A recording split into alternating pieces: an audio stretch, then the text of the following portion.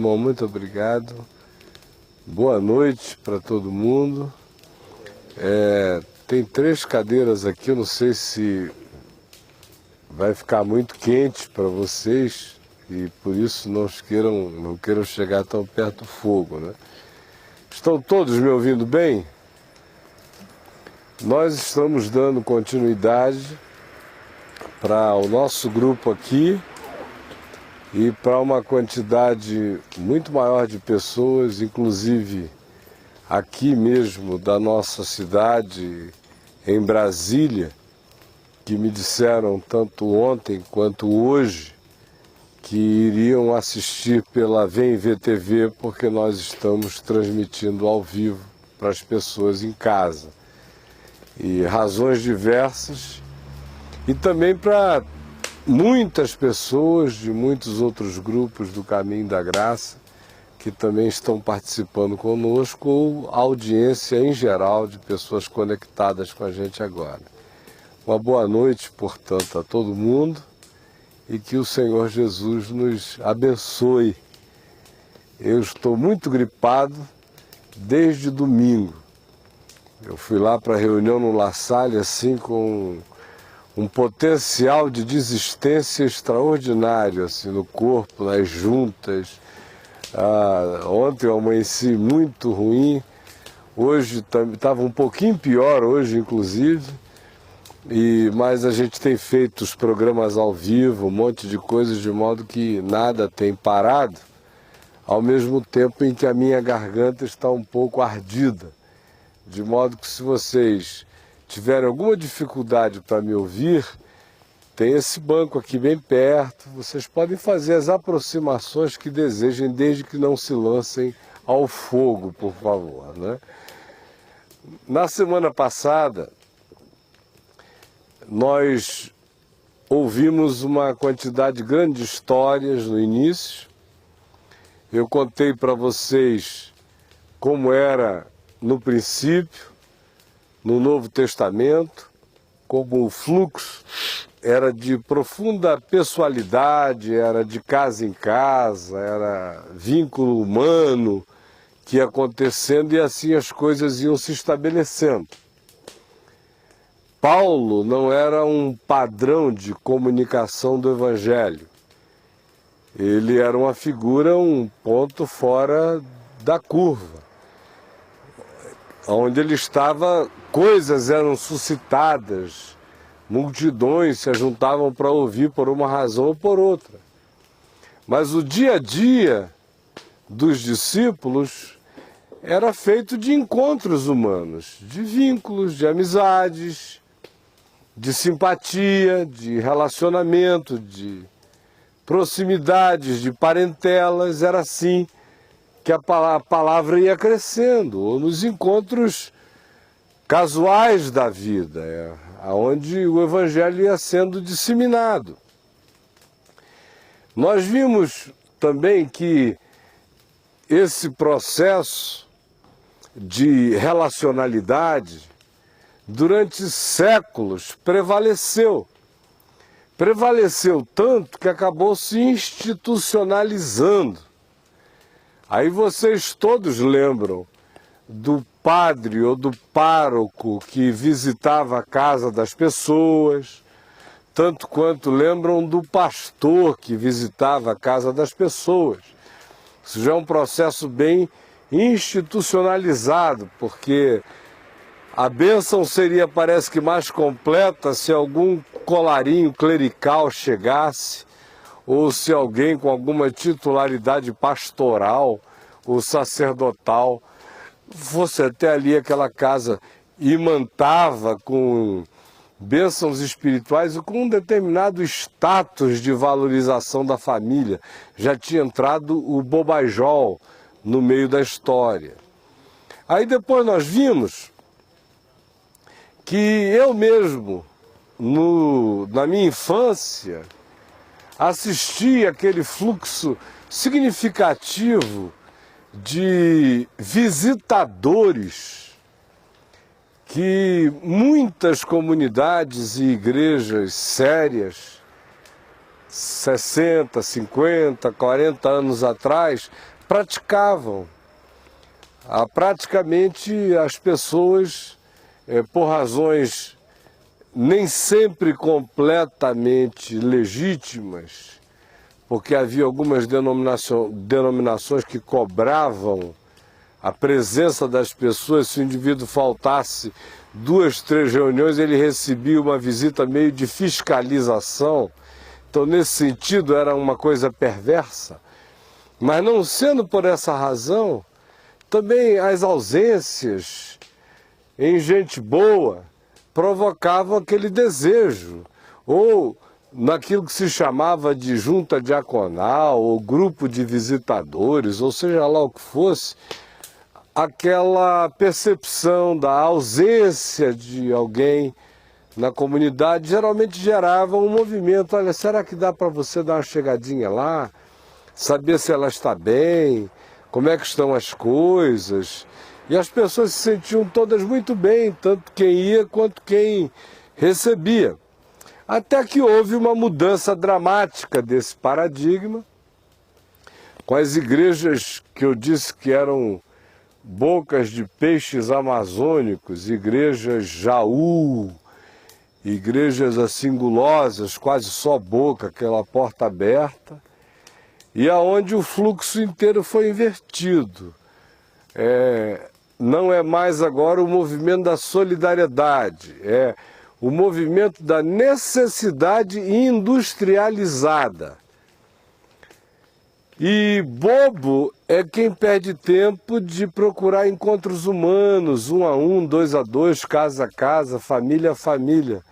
Porque o que vale mesmo a pena é a gente entrar na televisão, no rádio, suscitar muita necessidade, emular, provocar muita necessidade nas pessoas, de modo que a gente diga que aqui neste lugar, por exemplo, na frente desta fogueira santa e deste globo ungido de Jerusalém, é onde a bênção de Deus se revela. De modo que, ao invés de serem apenas vocês que estão aqui e outros tantos, centenas ou milhares assistindo pela VMV TV, nós teríamos o quarteirão inteiro virando por aí. Se eu começar a dizer uma coisa dessa, se eu dissesse isso 1 mês e meio, 2 meses na TV aqui em Brasília, vocês iam ver a loucura que iria acontecer. É que eu trabalho contra esse paganismo, contra esses deuses, contra essas doenças, contra essas perversões. Mas foi isso que se fez. Começaram a dizer, olha, se não for aqui diante da fogueira e do globo ungido, o Senhor não opera. Aí o povo começa a vir de todos os lados. É um processo industrial de produção de necessidade, de suposta cura para necessidade, mas vai diluindo todos os vínculos humanos. As pessoas vão perdendo o nome, vão perdendo intimidade, proximidade, carinho, interesse que se particularize por alguém, vai ficando tudo extremamente diluído, vai se pasteurizando aquilo que devia ser um encontro carregado de possibilidades de relações humanas sadias, e mais do que isso, que deveria ser também um ajuntamento, quando o grupo estivesse reunido, apenas para ensino do Evangelho, para que as pessoas cresçam no conhecimento e na graça de Jesus e na percepção da aplicação do Evangelho ao cotidiano, aos desafios que o Espírito Santo faz mediante a exortação na palavra, mexendo com a consciência e o coração de cada um de nós, chamando-nos para cima e para novas posturas e decisões, e depois disso, devolvidos à terra como sal, ressalgado, regostado, renovado, para o cotidiano familiar, para os vínculos diversos, para os trabalhos e para as necessidades ocasionais, casuais, acidentais, que se manifestem diante de nós, nos nossos encontros no caminho, na vida, como também quando pessoas solicitam a nossa ajuda. Então, este grupo que está aqui, os que estão em casa assistindo, todo mundo que está fazendo parte desta rede, que vai ter significação prática, está se dispondo a, no mínimo, duas coisas. Número um é a encher o coração da disposição de se voluntariarem primeiramente a Deus e diante de si mesmos, quanto a serem pessoas que vão adensar o seu entusiasmo e a sua decisão de se disponibilizarem para outras pessoas no caminho, enquanto vão. Abrirem os olhos, se disponibilizarem para coisas que, por exemplo, nas décadas de 40, 50, 60 e 70 eram normais. Vocês querem saber quais eram? Algumas loucuras daquela década. Era a década em que às vezes você ia andando na rua e de repente você sentia um negócio estranho no coração, uma vontade meio inexplicável de sair atrás de uma pessoa, abordá-la e dizer a ela que você gostaria profundamente de dizer a ela que Jesus a amava, que você não tinha nenhuma razão para dar isso, mas que se ela precisasse de alguma ajuda espiritual, você estava ali com o coração mais puro e mais limpo para servir. Comigo aconteceu milhares de vezes, com meu pai, com a minha mãe, com todo mundo. Era normal naquele tempo acontecer isso, as pessoas tinham esses impulsos. Vocês vejam que era uma outra atitude, né? Hoje você tem uma atitude defensiva. Se você sorrir, isso já pode significar que você está dando mole, não é? Se os olhares se encontrarem um pouquinho, isso pode significar já uma outra coisa. Chegar e dizer assim, com licença, por favor, se for um homem falando com uma mulher, inevitavelmente a pessoa diz, dependendo da cara do sujeito, pode ser ou assalto ou cantada. Se a cara não for boa, pode ser assalto. Se for legal, ela diz, é cantada. Dependendo do estado dela, ela pode dizer oba ou ela pode dizer e. Mas é mais ou menos assim, está todo mundo tão prevenido, todo mundo tão fechado, todo mundo tão estranho. E os crentes estão tão viciados em igreja, viciados em convidar pessoas para um lugar, a dizer, olha, venha para o lugar onde Deus fala, participe comigo do centro, porque é um centro, venha para o meu terreiro, é isso que a gente está dizendo. A gente chama de minha igreja, mas isso é meu terreiro, porque é um lugar onde as divindades se adensam, onde elas baixam. É o meu terreiro, é o meu centro, é a minha pirâmide, é o meu cristal eclesial, é o meu paganismo, mas esse é o hábito. No máximo a gente faz assim quem ainda faz, porque hoje em dia a gente apronta tanto no ambiente de trabalho, na escola, entre amigos diversos por aí, que o cara fica até torcendo para ninguém descobrir que ele frequenta algum lugar, né? Então, tomara que não fiquem nem sabendo. Eu me identificar? Nem. Coisa nenhuma, jamais. E se a gente encontrar lá, como o mundo é pequeno, não sei o que e tal... Que bom que você está aqui também. Não podem nem dizer quando foi a última vez que se encontraram, porque não seria uma coisa publicável, né?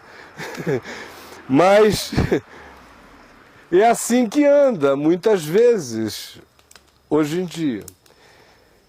Esse grupo que está aqui, portanto, está se oferecendo no mínimo para duas coisas. Uma é para abrir essa antena,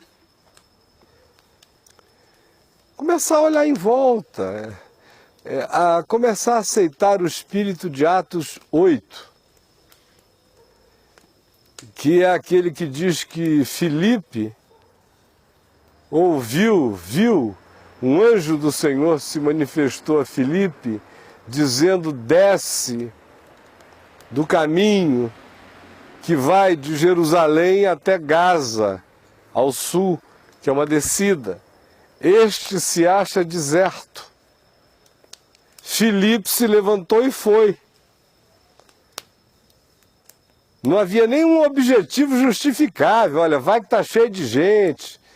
Tem um pessoal lá já preparado, esperando para te receber. Nada disso. Ele simplesmente se levantou e foi.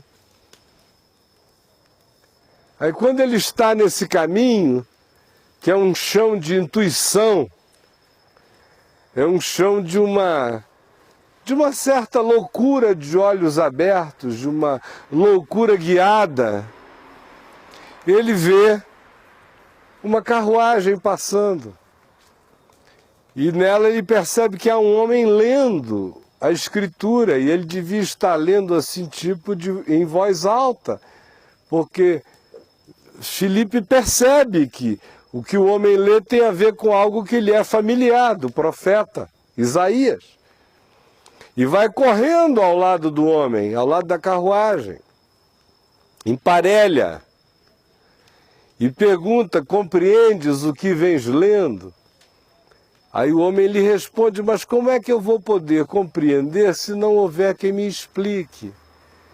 Aí parou a carruagem, parou o carro, e Filipe se aproximou, foi convidado a subir, entrou, ensinou a palavra, e no fim daquele caminho ali, aonde havia água, num ribeiro que está lá no vale de Soroque, que era a terra de Dalila, está lá até hoje um ribeiro, chamado de Ribeiro de São Filipe, um córrego com muita pedrinha, e ele é raso, baixinho. Só dá para batizar o Rodrigo lá, assim, se a gente empurrar bastante ele, porque a água é bem rasinha.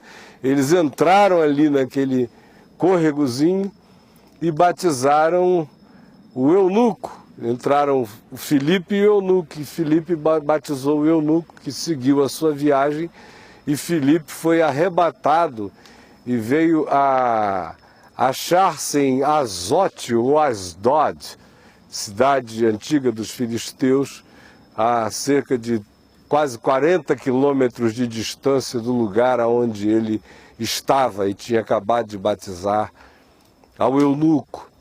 Então é nesse espírito que eu estou dizendo que o nosso coração precisa encontrar algum tipo de sintonia de novo, dessa disponibilidade de deixar Deus falar, intuir na gente, mostrar a alguém.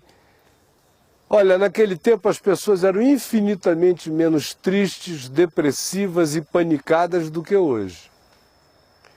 Mas como, por exemplo, o meu coração e o coração de tantos outros da minha geração estavam tão já condicionados a olhar a vida com esse olhar prospectivo, de graça e de indagação, que perguntava: Senhor, o que é que tu tens para mim aqui?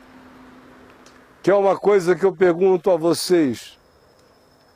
Qual foi a última vez que aconteceu na sua mente, no seu coração, de tão rarefeito e distante que essa coisa está se tornando dentro de nós?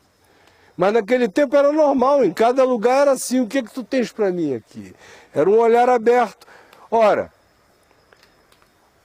apesar de hoje nós termos uma quantidade infinitamente maior de deprimidos, tristes, panicados, angustiados e tudo, as possibilidades e as realidades desse tipo de encontro espontâneo no caminho acontecem infinitamente menos do que no passado, quando a densidade dessas angústias era muito menor, mas a atenção dos discípulos era infinitamente maior, tanto para discernir a intuição de uma indicação inexplicável, quanto também um olhar que perscrutava a necessidade do próximo e que não tinha vergonha de dizer, olha, se precisar eu estou aqui, e muito menos ainda tinha o pudor de às vezes orar no meio da rua com alguém, com um desconhecido total. Os tempos mudaram e a gente arranja mil desculpas para que isso não aconteça. Mas o que eu estou dizendo é que se nós nos tornarmos pessoas tão fechadas e geladas quanto fechado e gelado é esse tempo, não vai sobrar nada do Evangelho em nós. Se nós não pudermos correr o risco de dilatar o coração, de botar a cara para fora, de continuarmos crendo na intenção do amor de Deus para com o próximo, para com o anônimo, para com o desconhecido, e se a gente perder essa intuição mínima de um toque, de um tocar, de um triscar, de um falar, de um dizer, de um abençoar do nada, que tantas vezes se fazia no passado e que hoje parece tão absurdo, a menos que seja dentro do terreiro ou do centro, ou da igreja Jaú, peixão da boca grande que engole todo mundo, mas não dá nada para ninguém. Então, no mínimo, essa é uma acuidade a ser desenvolvida. E, em segundo lugar, é essa disposição da voluntariedade que tira esse sentido de ministério de dentro das paredes do terreiro, de dentro das paredes do centro evangélico, que é a igreja, que é o aquário, que é o ministério de peixinho de aquário, nanico, sem espaço para crescer, onde todo mundo quer ficar. Aonde é que é o buraquinho do louvor? Me põe aí bem na porta. Todas aquelas idiotices que na terça-feira passada a gente descreveu aqui como grandes sonhos e objetivos todos internos. É como se o lugar fosse o Taj Mahal e ficasse todo mundo disputando quem é o recepcionista mor, quem é que aparece na hora que as autoridades chegam, quem é que dá as boas-vindas em nome do lugar, quem é que conduz para o salão VIP, quem é tudo ali dentro daquele ambiente do terreiro. Inverter esse fluxo outra vez significa sarar-nos das nossas obsessões levíticas, das nossas obsessões com a hiperimportância do ministério de louvor, das nossas importâncias aquilo que acontece na plateia ou em público, das nossas importâncias daquilo que o grupo todo consegue ver. Subverte esta ordem, inverte esse sentido e o coloca na dimensão certa, que é aquela que não depende de ser observada nem de ser vista, que é apenas o resultado de um amor solidário que às vezes vai se enfiar numa biboca sem nenhum significado, status ou justificativa de qualquer natureza, simplesmente pela loucura da solidariedade produzida pelo Evangelho e pela necessidade confessada ou solicitada de alguém. Esse é o espírito do que a gente está tentando produzir e provocar aqui. Para que isso se efetue de uma maneira sábia, Eu repito o que disse na terça passada, é preciso que a gente vá como ovelhas para o meio de lobos. Que ninguém vá na sua esperteza, nem na sua malandragem, nem na sua experiência pessoal. Os olhares precisam estar bem limpos, as energias são trocadas, energias gritam, falam. Uma mulher profundamente carente afetivamente, chegando numa casa onde tem um deprimido que foi rejeitado pela esposa algum tempo atrás, se o coração dela não estiver resolvido e o cara for assim, mais ou menos apresentável, daqui a pouco tem uma troca de energia que já desfez o propósito inteiro da operação de solidariedade, né? E assim, a gente tem que ir como ovelhas, não como lobos, como cordeiros, com olhar limpo. Olha, mesmo que o meu coração me traia de algum modo em relação a alguma coisa, eu não vou abrir esse espaço. Se eu tiver que encontrar essa pessoa, vai ser lá fora, numa outra circunstância, numa outra hora. E a primeira coisa que você faria se algo assim acontecesse, se você fosse uma pessoa disponível e o outro também, era chegar, por exemplo, para o Chico e dizer, olha, está acontecendo isso, isso, isso. Em relação a essa pessoa e a essa visitação, bota outro alguém para visitar, porque se eu tiver que encontrar esta pessoa, eu não gostaria de encontrá-la no esquema da visitação, parece já manipulação, já vai perverter o sentido, já vai mudar o motivo, já vai mudar o interesse, já vai trocar a energia, vocês entenderam? É só disso que eu estou falando. Por outro lado, nós vamos combinar as coisas. Uma das coisas que nós vamos fazer para que essa necessidade surja, número 1, lá no La Salle, ou através do site, aqui no âmbito, inicialmente, desse território de Brasília que a gente cobre. Estou falando do nosso experimento aqui, Caminho da Graça, Brasília. Nós vamos através do site, através da mala direta de Brasília, através do programa de televisão domingo de manhã, nós vamos disponibilizar, e lá nas reuniões de domingo à noite, no La Salle, nós vamos disponibilizar esse grupo de visitas, de 2 em 2, de duplas de visitação na casa das pessoas. Aí a pessoa vai se manifestar. Seja por e-mail, seja lá no La Salle, ela vai ter que preencher uma ficha, dar um nome, um endereço, não sei o que, tal, idade, isso e aquilo, profissão. Nós vamos saber um perfil dela. Por aquele perfil e pela geografia, critério número 1, geografia.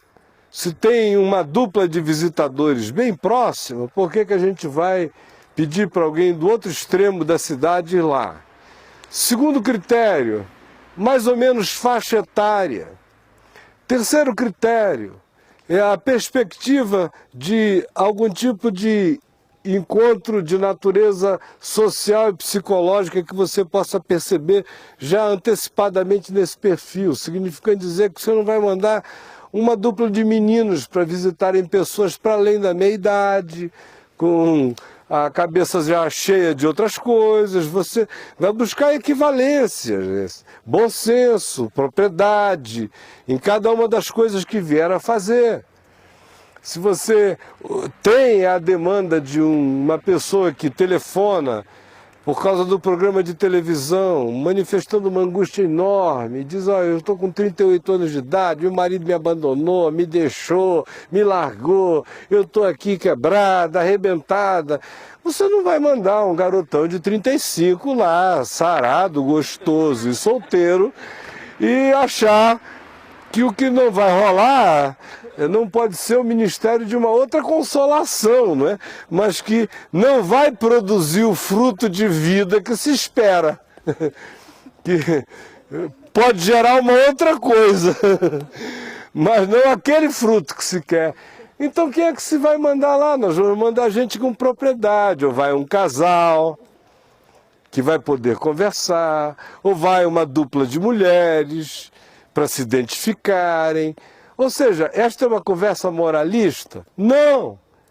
É apenas a mesma instrução que se daria num consultório de psicanálise, de psicologia, de isenções mínimas, e no Evangelho, exacerbadas pela consciência do objetivo. O objetivo é outro. Não é nos atender na nossa carência, não é fazer amiguinhos pela rua. Não é do tipo, ai meu Deus, estou tão sozinho, o Caio está dizendo que tem essas visitas, as minhas semanas não estão tediosas, tão chatas. Legal, o caminho da graça vai me encher uma agenda. E eu vou mesmo para um monte de lugar chato, gasto dinheiro só de consumação para entrar em lugar chato, passo a noite em lugar chato, com gente chata. Pelo menos agora eu vou gastar minha gasolinazinha para ir num lugar legal. Posso até levar uma surpresa no meio desses desesperados, né? E tal. Mas não é esse o objetivo. Se essa é a intenção, olha, você não é a pessoa. Não é este o objetivo. O objetivo é aquele de quem diz: haja paz nesta casa, que ora pelos doentes, angustiados, aflitos, enfermos, que ouve as pessoas, que vai com essa intensidade de olhar, de percepção, que sabe que ali tem gente sofrendo, na mesma medida em que tem demônio oprimindo, muitas vezes, em que há gente obcecada por outras ideias. Então você vai pedindo mais discernimento do que qualquer outra coisa. E para isso você fala menos, você ouve mais. Por isso vão em duplas.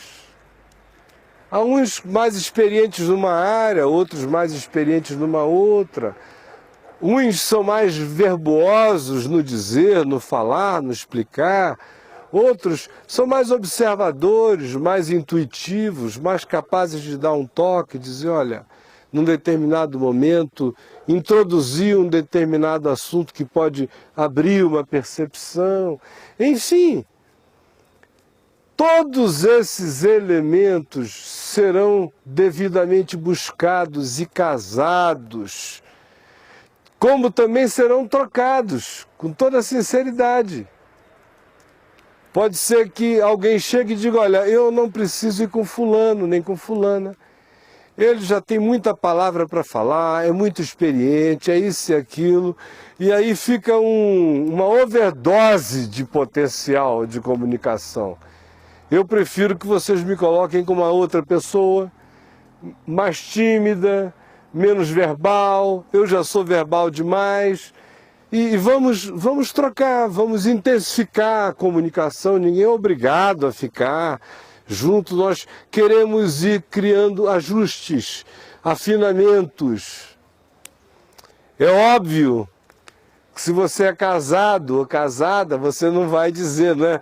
Me ponha com qualquer um, menos com o meu marido, porque senão eu vou dizer, então, olha, saiam vocês dois do grupo e vamos conversar um tempo, porque vocês não estão preparados. Se não conseguem ir juntos, o que é que vocês vão fazer em qualquer lugar, separadamente? Que estado é esse que se instalou aí? Porque essa energia vai ser levada. Foi por isso que Jesus disse, se vocês chegarem numa casa, digam, haja paz nesta casa. Porque se ali houver um filho da paz, a vossa paz repousará sobre ele. Se não houver, ela voltará sobre vós outros. Com isto que ele dizia. Que há uma troca de identificações no mundo espiritual.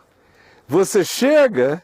E se você vem carregado de paz e você é um filho da paz, você vai encontrar as conexões da paz ali.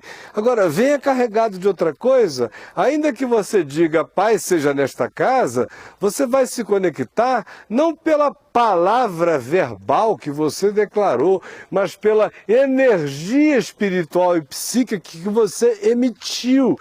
Essa é que é a linguagem que conecta você realmente nos lugares. Não é a boca, não é a fachada, não é a verbosidade, é a mente, é a intenção, é o que vibra aqui dentro de você.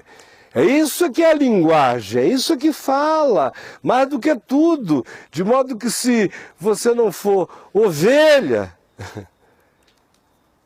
cordeiro, se não carregar esse espírito sincero, lobo sabe. Lobo sabe. E a segunda coisa, Jesus diz, eu vos envio assim, sede, portanto, prudentes como as serpentes e simples como as pombas. De modo que essa é uma caminhada de muito cuidado, muita cautela. Vocês vão estar entrando num ambiente alheio, na casa do outro. Casas são ambientes muito sérios, são álbuns vivos. As paredes estão impregnadas de grito, de ódio, de raiva. Os quartos podem estar imantados de depressão, de angústia, de gemido, de tristeza prolongada. Todas essas coisas ficam presentes nos ambientes. Por isso Jesus falou, olha, ao chegarem, digam, paz seja nesta casa, se houver um filho da paz, que repouse sobre ele a vossa paz, senão que volte sobre vós outros. E saindo de lá, não levem nem a poeira, não carreguem nem o pó, não levem nem energia, não deixem nada pregar em vocês. Vocês vão estar entrando no ambiente denso, que é a casa de uma pessoa que não convidou você, perdão, que não convidou você acidentalmente para ir lá. Não é um convite social. Essa pessoa fez um convite a partir de um drama, de uma angústia. Por isso, até a expectativa em relação à sua visita já está carregada com a ansiedade da pessoa. Ela dificilmente vai ligar através do programa de televisão, através da central de atendimento que o Sandro amanhã mesmo já está começando a providenciar para a gente ter um desses números 400 aí da vida para atender pessoas. Por mais que ela ligue e você só possa visitá-la na segunda-feira, dificilmente você vai chegar lá na segunda-feira e ela vai estar dando uma festa. Dificilmente. Ainda que ela tenha melhorado durante o dia, ela vai estar grave na segunda-feira, até para justificar ter feito você ir lá. Isso, se nada mais estiver acontecendo. Agora, em geral, vai estar ainda. Então, essa coisa vai estar densa. Frequentemente não envolve uma pessoa só.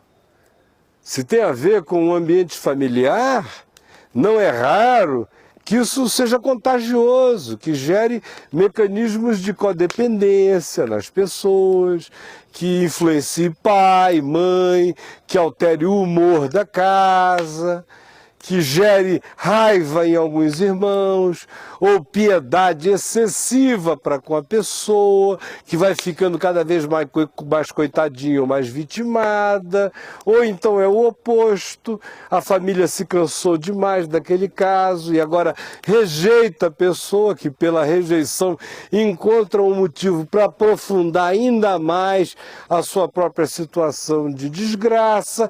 Enfim, as psicodinâmicas que podem se instalar em disfunção num ambiente familiar são praticamente infindas. Mas a gente tem que ir com esse olhar, com este carinho, com essa busca de sabedoria, de atenção, e de discernimento. E mais do que isso, nós vamos precisar trocar experiências. Porque um dos processos enriquecedores, quando isso começar a acontecer, é a volta. É chegar como aqueles discípulos, né? Senhor, até os demônios pelo teu nome nos submetem. Já tinham até extrapolado a alegria, já tinham levado-a para um extremo não saudável. Já estavam felizes pelo exercício do poder sobre o diabo, já estavam sutilmente começando a perverter o significado da coisa. Já estavam celebrando o poder de exorcistas. Aí Jesus disse, olha, eu vi Satanás caindo do céu como um relâmpago. Não obstante, alegrai-vos, não porque os demônios se vos submetem. Pelo amor de Deus.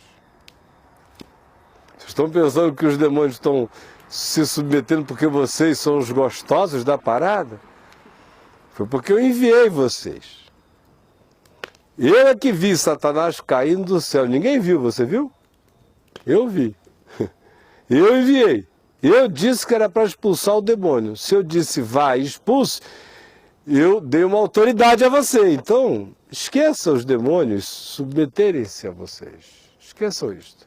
Alegrai-vos, porém, porque os vossos nomes estão escritos no livro da vida.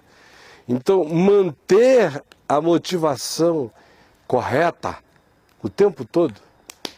Não ficar impressionado quando alguém disser, poxa, mas você tem uma sabedoria, minha filha, tão novinha. Aí você já começa a dizer, poxa vida, eu sou a gostosa da sabedoria, eu sou a... Não é, eu sou mesmo. Eu sou Atena. Aliás, eu vou até chamar de Ateneia, para ficar mais grego.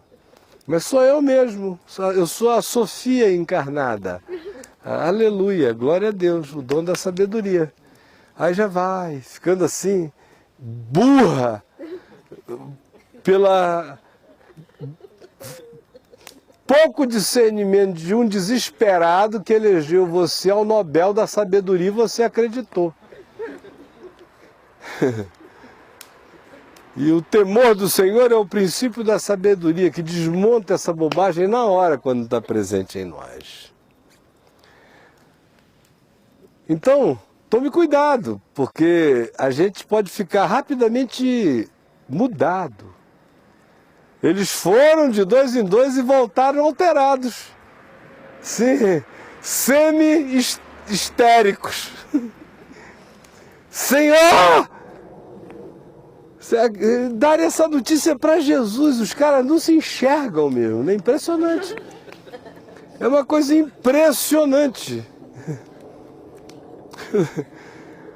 Senhor, os demônios se nos submetem pelo teu nome. Aí Jesus diz, e o Kiko? Como diria a Adriana. E daí? Nada mais comum. Mas no coração do discípulo, ele diz que é em nome de Jesus, mas ele curte a beirada do poder. Ele surfa nessa ondinha. Era eu que estava lá, afinal de contas foi dessa boca aqui, com mais ou menos dentes, mas que saiu esta ordem. Daqui. E tá, ele começa a querer virar o rei da beiradinha. E vai se perdendo com uma rapidez enorme. Vai ficando idiotado. Agora, se você ficar, fique bem longe de mim. Porque eu noto isso assim na chegada e eu não poupo, sabe? Não tenho nenhuma pena de idiotice deliberadamente encarnada. Tem que sair no chicote. Tem que sair na vara da palavra, para o cara ver se acorda e é salvo desse engano. Então, nós vamos precisar trocar, falar, aprender, ouvir, discernir e aprendendo entre nós quem são as pessoas referenciais, mais maduras, mais sábias, aqui ou em qualquer lugar. E o Chico preparou aquilo que eu tinha solicitado, que é uma espécie de alfabetos de textos bíblicos relativos a situações que vocês vão encontrar toda hora. Angústia, depressão, ele não botou bulimia,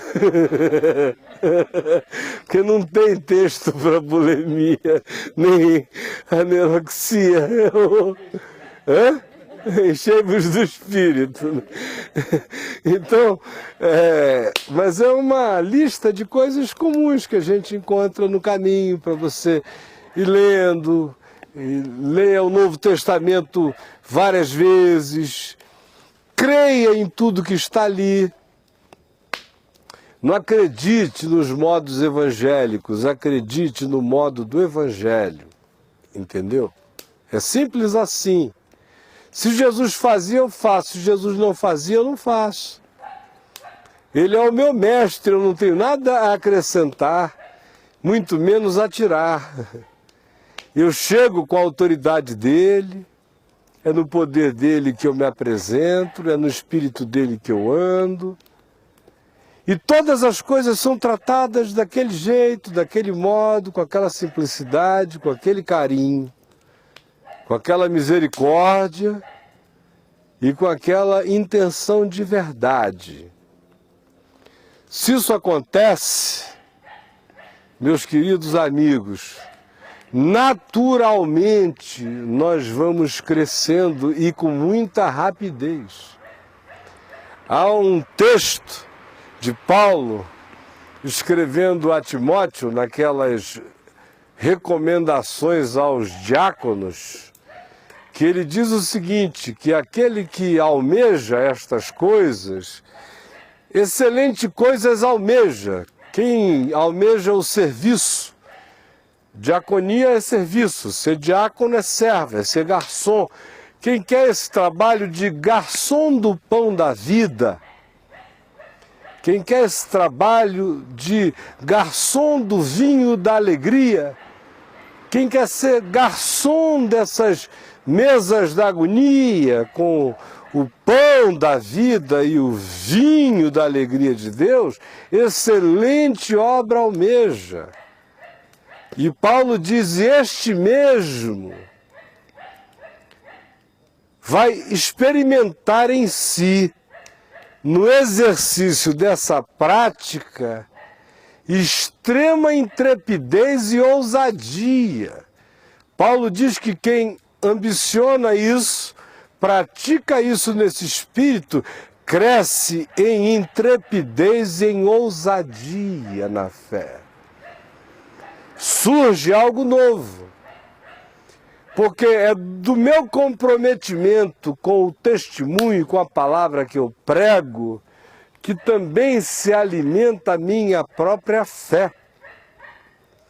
Conquanto a fé original venha pelo ouvir, e conquanto a fé se mantenha pelo ouvir e pela mutualidade da troca de uns para com os outros, por outro lado, a fé se aprofunda em nós quando a gente começa a ter a coragem de declará-la, de pregá-la, de anunciá-la e de nos comprometermos publicamente com ela. Isso vai gerando em nós uma crescente intrepidez. Querem ver uma coisa simples? Eu desci dali de casa para cá, cheguei aqui, botei o microfone e comecei a falar. A minha mão não ficou gelada, não ficou quente, eu não senti dor de barriga, eu não senti coisa nenhuma. Vocês são um grupinho pequeno, mas se tivesse 1 milhão de pessoas aqui, para mim ia ser a mesma coisa. Porque eu já fiz isso tantas milhares e milhares e milhares de vezes na minha vida, que isso para mim se tornou praticamente quase que uma estatística que existencialmente eu sei como funciona dentro do meu ser. O que gerou uma profunda confiança, intrepidez e segurança. Agora, não foi assim na primeira vez, nem na segunda vez, nem na terceira vez, mas depois de um tempo começou a ser. E praticamente não existe meios de não ser. Eu já não sei mais, há muitos anos, há muitas décadas, eu não sei como seria não ser assim, tão natural quanto eu sozinho, nu, no banheiro. Eu estou diante de vocês. Me entenderam? Completamente à vontade. Porque o exercício da palavra, da pregação, do testemunho, da cara para fora, de dizer eu creio, de continuar adiante, de assumindo e assumindo e assumindo, faz você chegar àquela hora em que Jesus diz, quereis vós também retirar-vos? E o indivíduo diz, para quem iremos nós? Só tu tens as palavras da vida eterna. E elas já estão marcadas a ferro e fogo em nós. Então, a própria prática disso a que vocês estão se propondo vai gerar em vocês um fruto e um produto de intrepidez e ousadia na fé. Essa é uma das coisas que se nota, que se sente, que se discerne, que se percebe logo. Começa a surgir um compromisso crescente, uma intensidade, ao mesmo tempo em que isso produz cura na gente. Muita cura. Eu queria lhes dizer uma coisa. Muitas das curas mais significativas que já aconteceram e têm acontecido na minha existência como um discípulo de Jesus, aconteceram enquanto eu prego a palavra para outros. Aconteceram em mim. Às vezes nem sempre naquela área na qual eu estou anunciando aquela coisa naquele dia. Mas às vezes enquanto eu estou fazendo aquele anúncio daquela coisa naquele dia, tem alguma outra coisa correndo num mundo subterrâneo e paralelo, realizando uma cura em mim, enquanto eu orava pelos outros, como foi o caso de Jó. Enquanto Jó orava pelos seus amigos que tinham feito mal a ele, o Senhor restaurou a sorte de Jó. Ou como diz Isaías 58, quando tu tirares a atadura que amarra o teu próximo, quebrares o laço, tirares a canga, jogares fora o jugo, despedaçares o que o prende, tiveres alma para abrir com ele, coração para compartilhar com ele, e te dispuseres a não fugir dele, a não te esconderes dele, a não fugires da necessidade dele e a não evadires a ti mesmo da tua própria humanidade, que é o que ele carece agora mais do que tudo, é encontrar um rosto humano com a bondade de Deus. Isaías diz, então, se tu fizeres assim, a tua cura brotará sem detença. Aí começa a surgir, de fato, uma atividade profundamente terapêutica do ponto de vista da própria ocupação. Poucas coisas curam mais a nossa alma do que o exercício em fé e amor de ir ajudando a alma e o ser do outro. Quanto mais você existe para cuidar e velar da sua própria alma, em geral, mais doente você fica. E quanto mais você existe para velar e cuidar da alma do outro, em geral, mais saudável você se torna. Na medida em que você vai cuidando do outro, você também vai se enxergando, vai se vendo, vai se notando. E a cura do outro, frequentemente, é a sua própria. De modo que você vai se beneficiando imensamente com o bem que vai fazendo, o maior beneficiário é sempre você. Então, hoje, o que eu quero que você leve para mastigar durante esta semana é isto.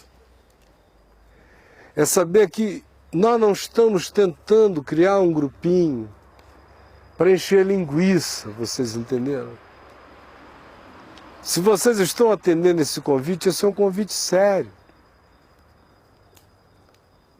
É o primeiro convite formal que eu estou fazendo no Caminho da Graça para qualquer coisa nesses 4 anos e meio.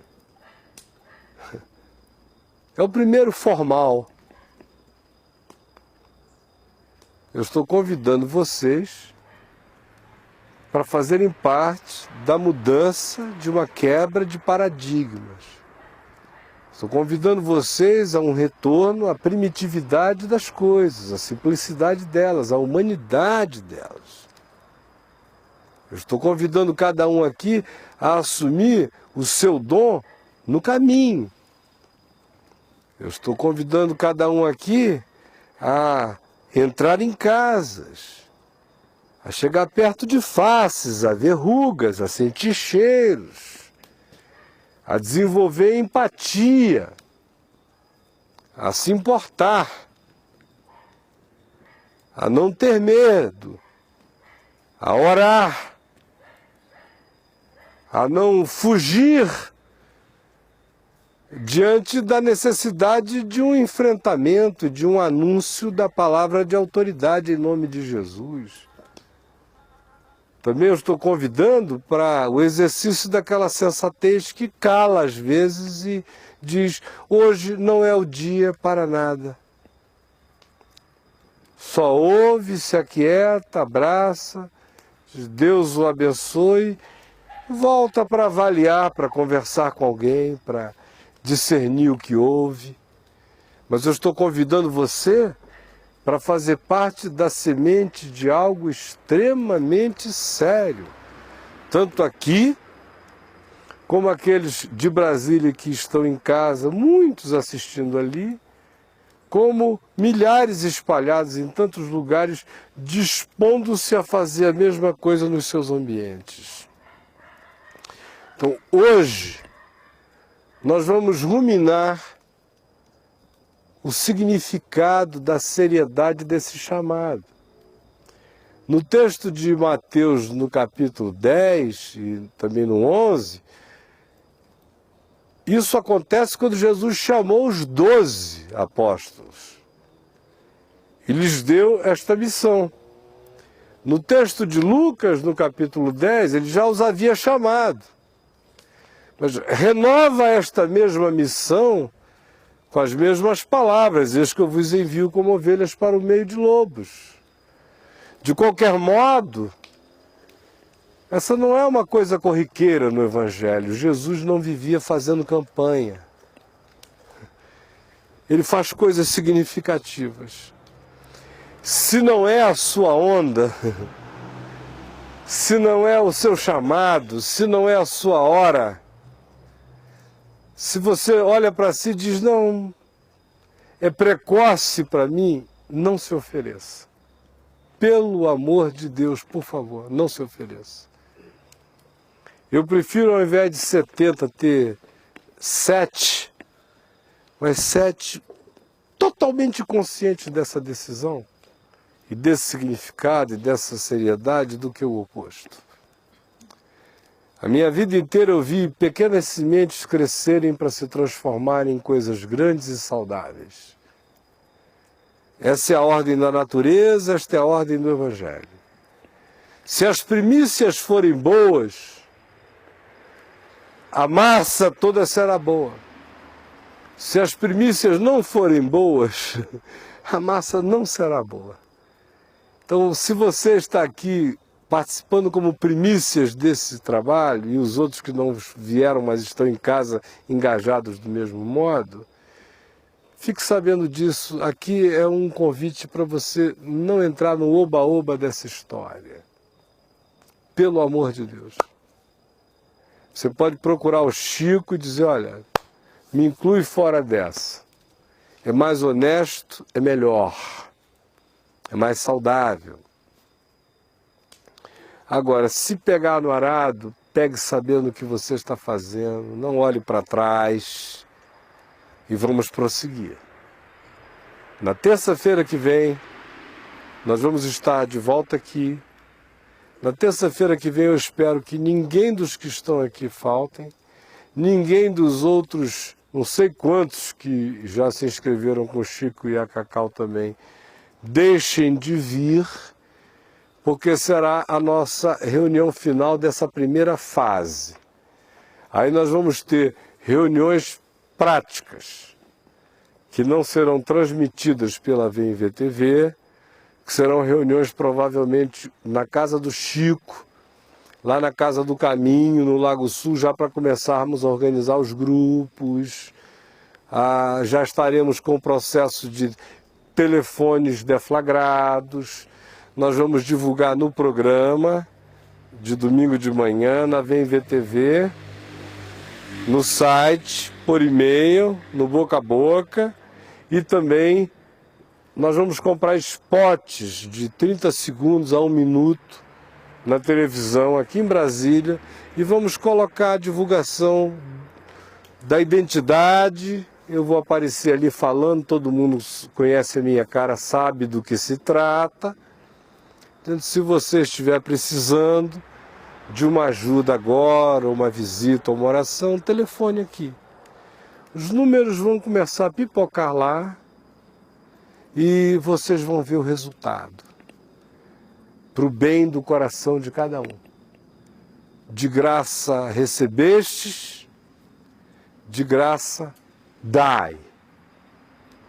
E só vale a pena ir se for como quem de fato vai, porque sabe que recebeu esse privilégio, essa graça, essa unção, essa possibilidade de experimentar isso em verdade, não como um experimento laboratorial, não como quem diz vou ver no que dá, mas pelo amor de Deus, se for para ser, que seja porque é.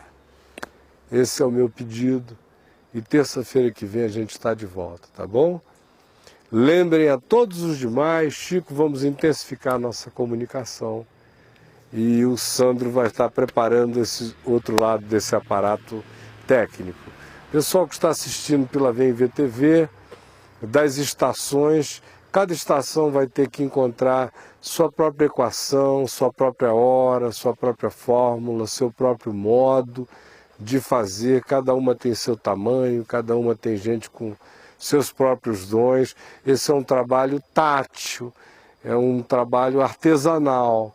Nada do que nós propomos no caminho do Evangelho, conforme a gente discerne no caminho da graça, conforme a gente discerne no Evangelho, chega com receitas prontas.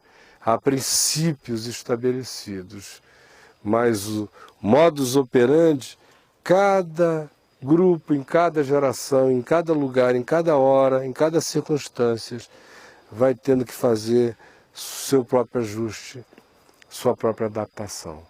Vamos ficar em pé, gente boa de Deus.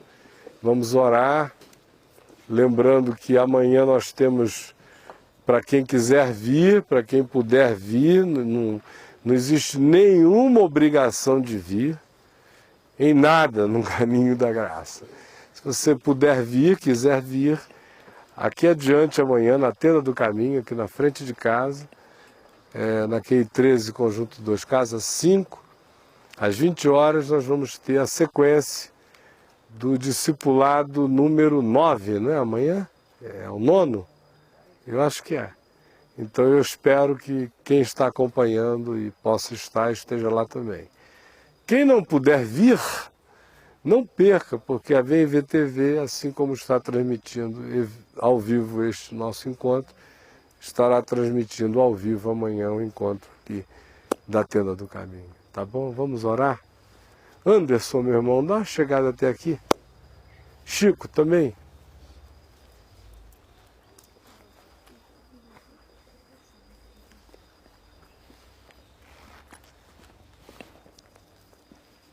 Ficar aqui entre vocês dois.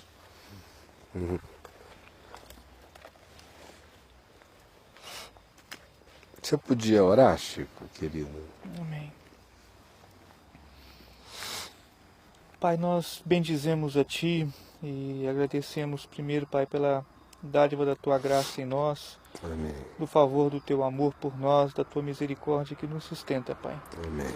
E agradecemos pelo Teu agir que se manifesta em nós e o nosso agir, Pai, em gratidão ao Senhor, Amém. se manifesta em desejo de servir Amém. com todo o coração, com toda a voluntariedade, Pai, com toda a verdade do nosso ser ao nosso próximo, Pai. Amém, Jesus.